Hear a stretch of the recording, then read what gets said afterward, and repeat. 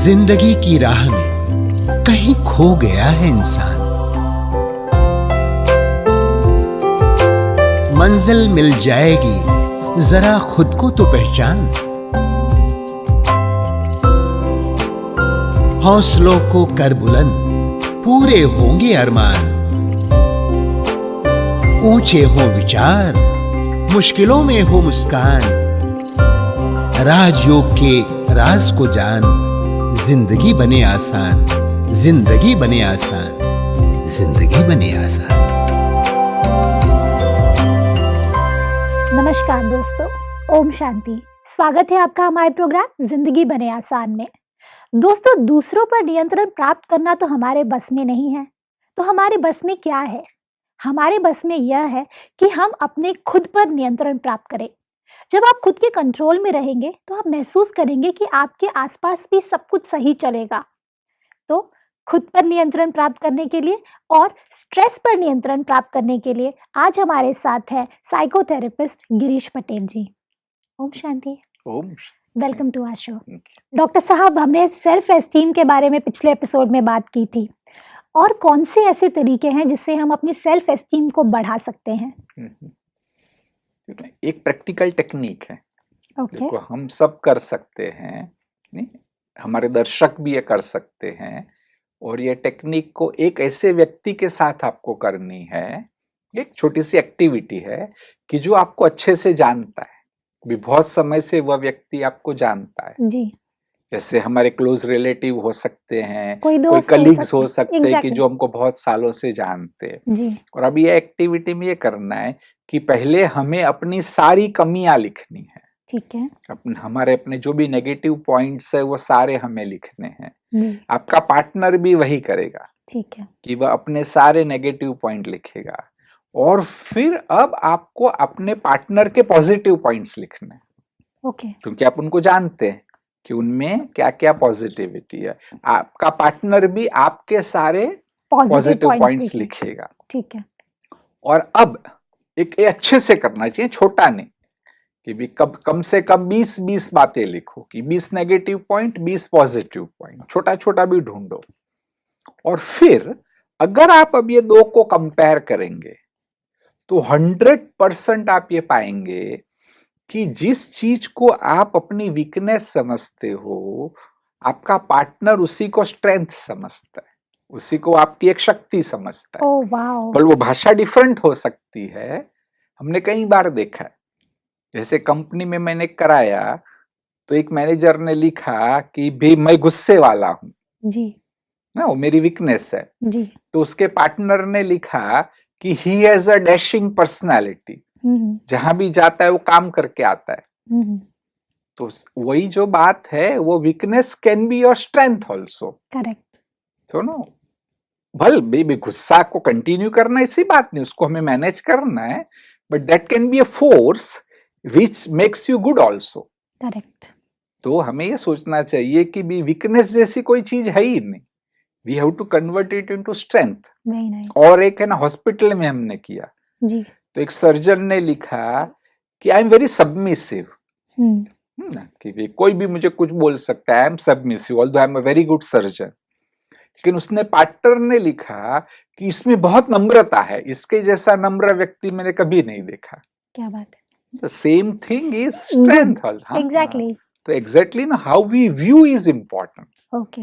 हमारा विजन किसी चीज के प्रति अगर जैसा होगा, वो डिसाइड करता है कि क्या उसके रिजल्ट निकलेंगे। नहीं, या तो भले वीकनेस को चेंज करना, ऐसा नहीं कहेंगे कि वीकनेस को नहीं बदलना है, लेकिन वीकनेस को अगर ठीक प्रकार से आप यूज करो तो वो आपकी शक्ति भी बन जाता है। विनम्रता तो अच्छी चीज है। Correct. Dashing personality is a good thing. Correct. Only thing कि अभी वो जो वीकनेस जहां आपको तकलीफ देती है उसको दूर करो। करेक्ट। जैसे कि जो व्यक्ति गुस्से वाला था, वो अगर ये समझे कि भी अभी ये जब मैं होता हूं तो ऐसे कुछ उल्टा सीधा बोल दिया कि उसको बहुत बुरा लग गया, वो गलत है।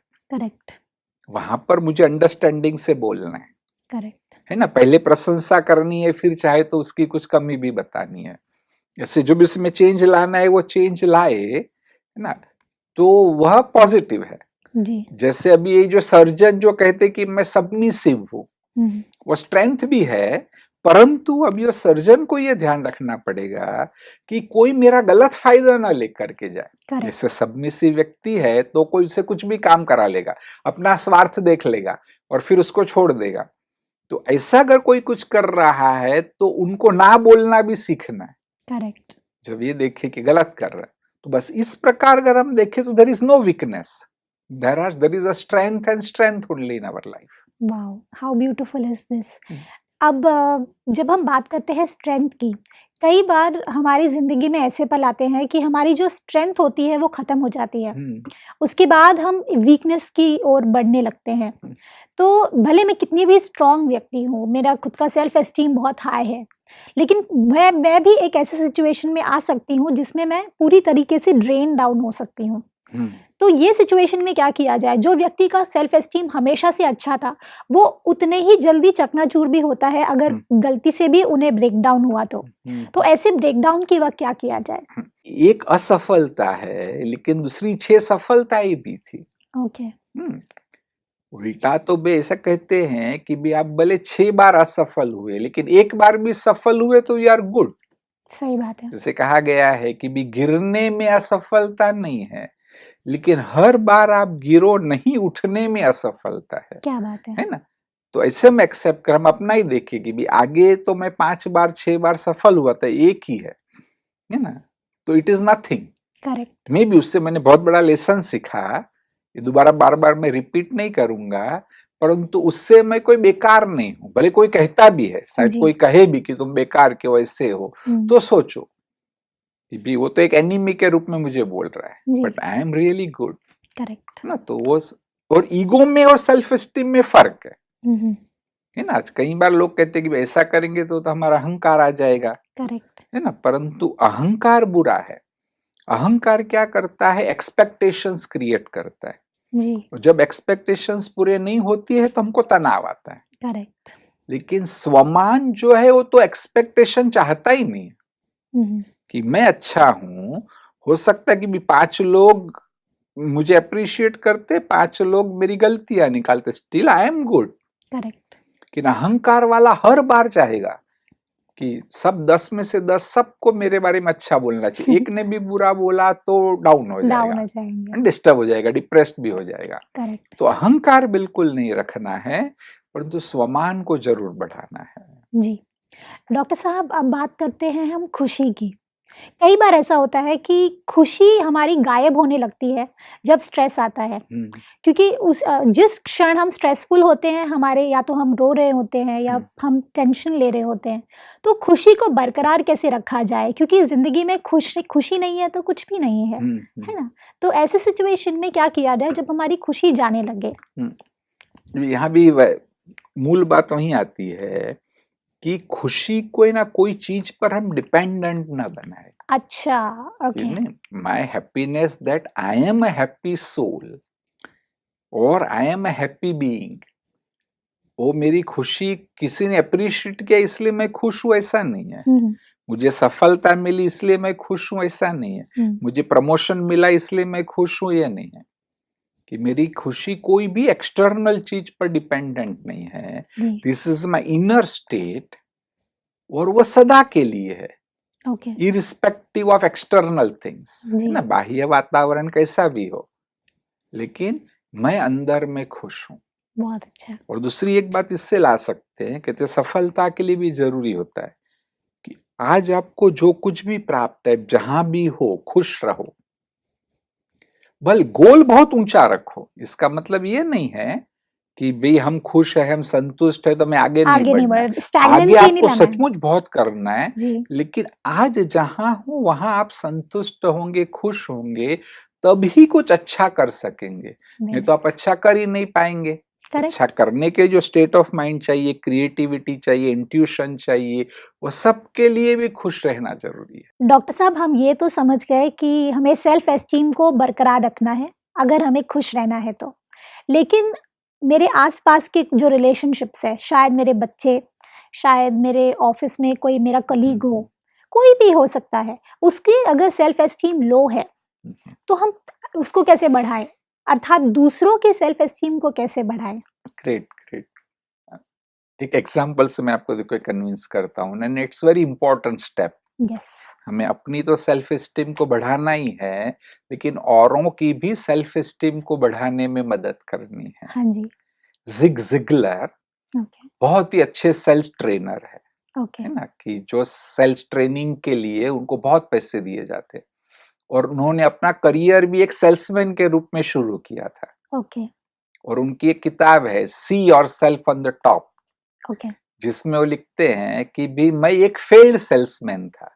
मैं समझता था कि मैं अच्छा सेल्समैन नहीं हूं, मैं कभी अच्छा सेल्समैन नहीं बन सकता हूँ।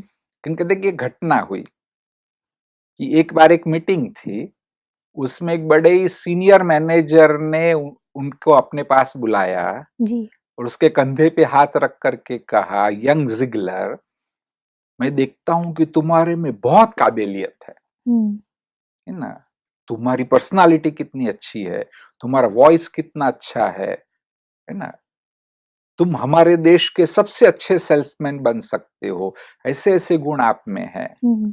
जिग जिगलर लिखते हैं कि भी उसके बाद और कुछ चेंज नहीं हुआ। मैंने कोई सेल्स की स्पेशल ट्रेनिंग नहीं ली, ना मैंने पर्सनालिटी डेवलपमेंट की कोई ट्रेनिंग ली, लेकिन थोड़े ही दिनों में मैं अच्छा सेल्समैन बन गया। क्यों?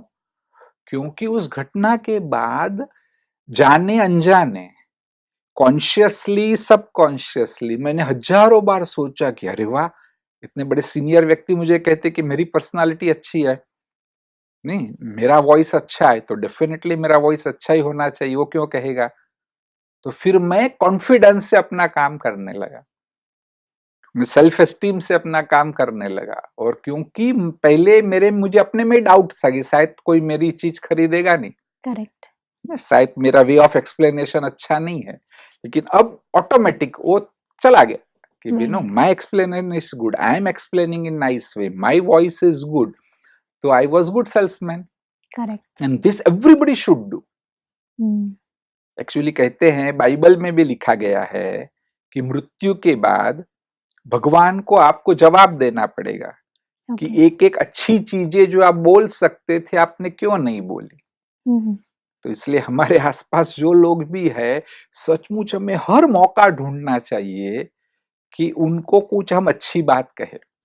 सिर्फ वो रियलिटी में होना चाहिए। जिसको कुछ आप कहते हैं थोड़ा, हाँ वो 10% भी है, भले उसको आपने 50% बना दिया, बस वो थोड़ा सा 10% होना चाहिए, और नहीं अच्छी बात है तो उनकी सेल्फ एस्टीम बढ़ेगी। करेक्ट। तो आसपास के लोगों को अगर सेल्फ एस्टीम बढ़ाना है तो हमें ही एफर्ट्स लेने की जरूरत है। वो खुद कर पाए या ना कर पाए, हम अगर उन्हें मदद करेंगे तो ऑटोमेटिकली वो और बूस्टअप हो जाएंगे। और वो ऑटोमेटिक है ना, उन्हें खुद तो वर्क करना पड़ेगा, और जब आप नेचुरल वे में कहते हैं वो रियल लगना चाहिए। करेक्ट, क्योंकि नहीं व्यक्ति भी समझ जाता है कि मुझे सचमुच ही झाड़ पे नहीं झूठ-मूठ ही झाड़ पे चढ़ा रहा है, तो उसको समझ में आ जाता है ना। तो वो हम जो भी कहे ना उसमें सिंसियरिटी होनी चाहिए, रियलिटी होनी चाहिए, तब उसकी सेल्फ एस्टीम बढ़ जाएगी। डॉक्टर साहब, जब हम बात करते हैं सेल्फ एस्टीम की या फिर बात करते हैं स्ट्रेस की, मेजरली अगर हम बात करें तो स्ट्रेस का रूट कॉज क्या है? क्योंकि अगर कॉज पता चल जाए तो हम ऑटोमेटिकली उस चीज़ को क्योर कैसे करना है वो भी शायद जान जाएंगे। तो वो रूट कॉज क्या है स्ट्रेस का, उसके बारे में कुछ बताइए। वंडरफुल। हाँ कि विनी, आज हम जो कुछ भी है जी, मैंने मनोविज्ञान को सिंप्लीफाई करने की कोशिश की है, ऐसे तो कॉम्प्लिकेटेड बात है, परंतु जो भी आज हमारे में पॉजिटिविटी है, नेगेटिविटी है, आप में गुण है, अवगुण है, उसके पीछे फाउंडेशन में एक चीज होती है जी।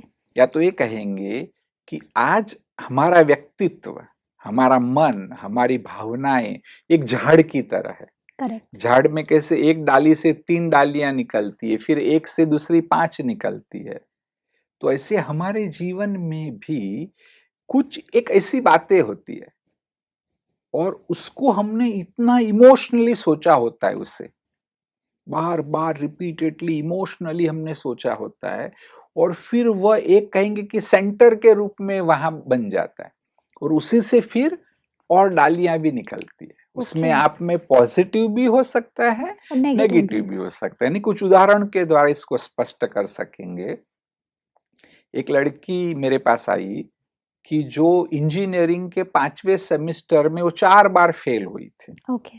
उससे पहले एकदम ब्राइट लड़की थी, लोगों को भी आश्चर्य होता था। उसकी मदर खुद टीचर थी तो ज्यादा आश्चर्य होता था करेक्ट। कि ये लड़की इतनी ब्राइट थी, अचानक क्यों फेल होने लगी। 4-5 सेशन के बाद ये पता चला, उसने खुद कहा कि नो वन अंडरस्टैंड्स मी। ओके। तो ये एक न्यूक्लियस सेंटर वहां बन गया कि मुझे कोई समझता नहीं है, और मुझे कोई समझता नहीं है तो फिर जीवन अच्छा नहीं है, गुस्सा करना पड़ेगा। वो कंफ्यूज हो गई, पढ़ नहीं पाती थी, जब आती थी ना तो ठीक से तैयार होके भी नहीं आएगी कि भी जिससे मैं अच्छी नहीं हूं ना, ये सब था।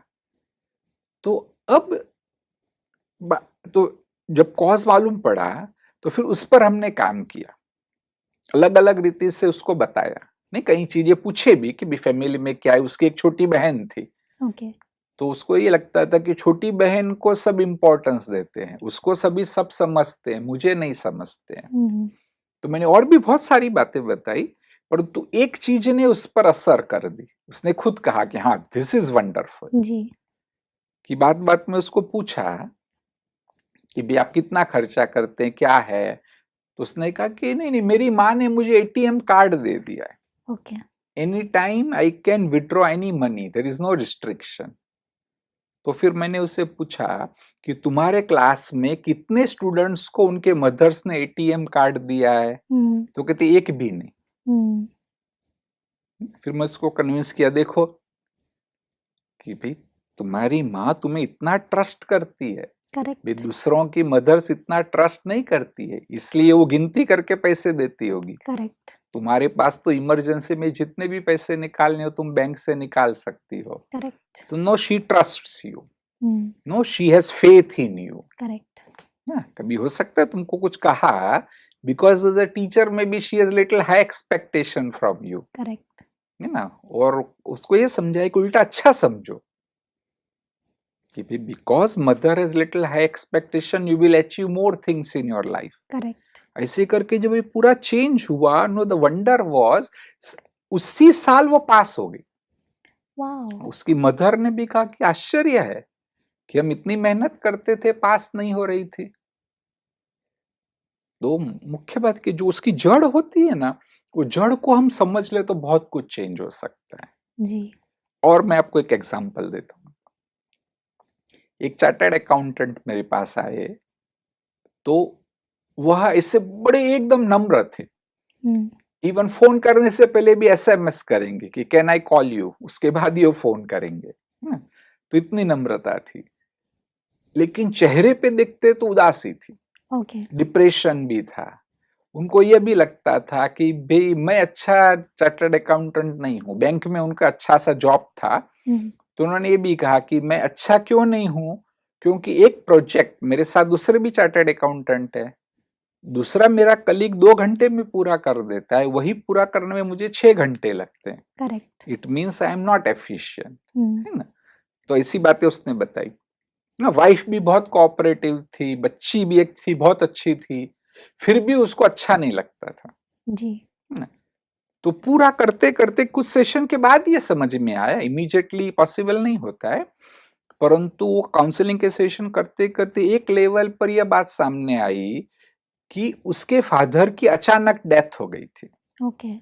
शायद स्कूल में ही पढ़ता था तब अचानक फादर की डेथ हो गई। उसको कोई तकलीफ नहीं आई क्योंकि उनके अंकल्स ने बहुत मदद की। उसकी मदर भी ब्रह्मा कुमारी सेंटर पर आती थी, इन्होंने भी इमोशनली उनको बहुत सपोर्ट किया। तो उसने कहा इमोशनली या फाइनेंशियली मुझे कोई तकलीफ नहीं आई।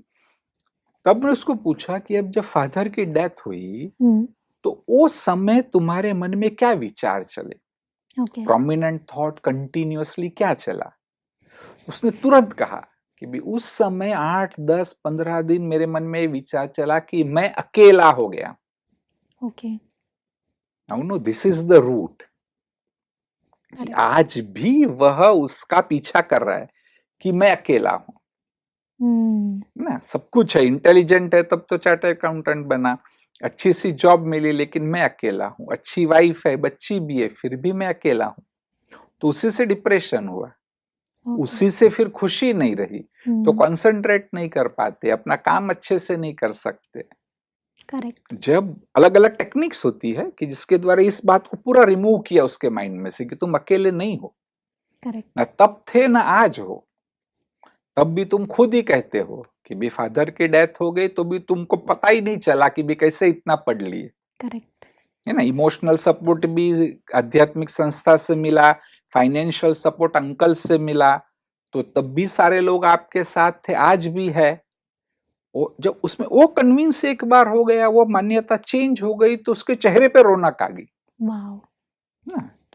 और उसकी डिप्रेशन की दवाइयां भी बंद हो गई। Very nice. तो no like that if we can understand the root and can deal with that root, although it is a time consuming process, लेकिन उससे इतनी इफेक्ट होती है कि दवाइयां भी बंद हो सकती है। आज अधिकतर साइकेट्री में मानते हैं कि भी ये स्ट्रेस के लिए या डिप्रेशन के लिए दवाइयां लेते हो बंद नहीं हो सकती, जीवन भर लेनी पड़ेगी।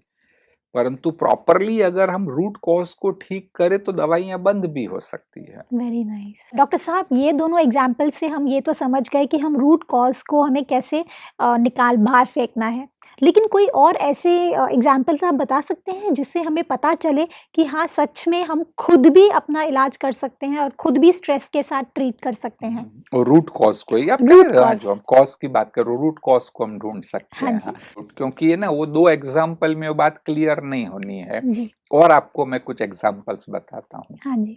कि मेरे सेमिनार में हुआ ना, एक लड़का था, उसने ये कहा कि मैं कभी बड़ों पर ट्रस्ट नहीं करता हूँ, मैं बहुत अच्छा करता हूँ, अपने आप करूँगा, परंतु बड़ों पर ट्रस्ट नहीं करता हूँ। इसके कारण फिर अभी मैं इतना इंटेलिजेंट हूँ फिर भी बड़े मुझे रिस्पेक्ट नहीं देते हैं।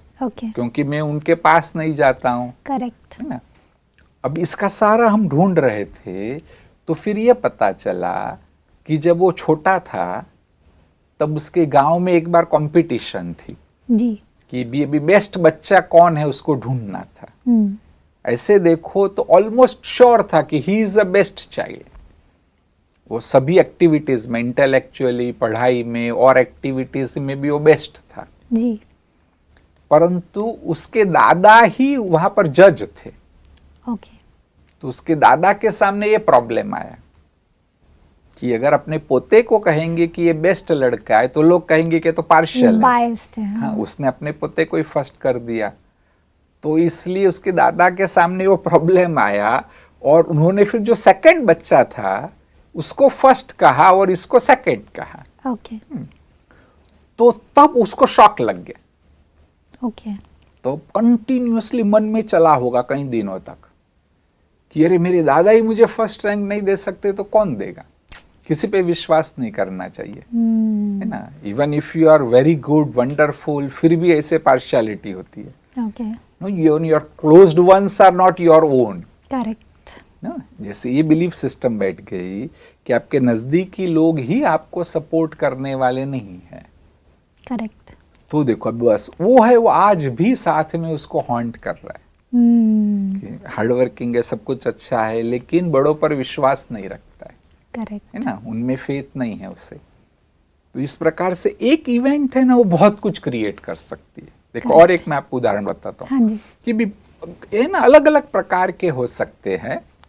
वास्तव में तो एक्सपर्ट की जरूरत है, लेकिन फिर भी काफी हद तक व्यक्ति खुद भी कर सकता है अगर उसको ऐसा पूरा समझ में आ जाए और थोड़ा वो इंट्रोस्पेक्शन करे तो खुद भी समझ सकता है। और एक्टिविटी में हम क्या करते हैं, व्यक्ति को एक पेपर देते हैं, उसमें पूरा कहते हैं कि अपनी ये वीकनेस लिखो जी, साथ में अपनी स्ट्रेंथ भी लिखो। उसके आधार से भी आप अपने जीवन को देखो जी, अपने जीवन को जज करो, क्या क्या इवेंट हुई, कैसे हुई, उसमें मेरा रिएक्शन क्या हुआ, उस समय मुझे इमोशंस क्या आए, और फिर आप ढूंढो, शायद मिल सकता है आपको भी जी। या तो counsellor can help you correct in finding out that root thing. बिल्कुल ठीक कहा आपने डॉक्टर साहब। हमने आज बहुत सारी बातें सीखी, जिसमें सबसे खूबसूरत बात मुझे ये लगी कि हमें अपना सेल्फ एस्टीम को बनाए रखना है।